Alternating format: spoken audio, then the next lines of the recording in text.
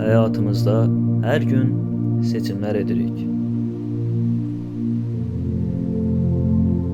Zamanımızı, diqqətimizi və enerjimizi nəyə sərf ediriksə, əslində ürəyimizin nə ilə dolu olduğunu göstəririk.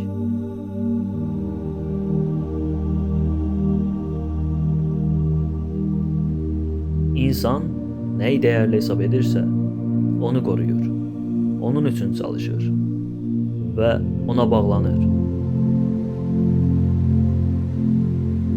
Dünyəvi şeylər, mal, dövlət, şöhrət, rahatlıq, tez keçən və dəyişkəndir.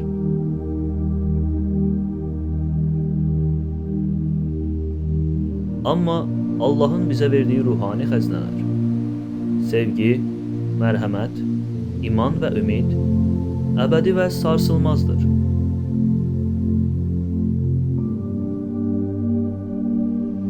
Ona görə də həyatımızın istiqamətini müəyyənləşdirərkən nəyi daha çox sevdiyimizə, nəyə daha çox bağlandığımıza diqqət etməliyik.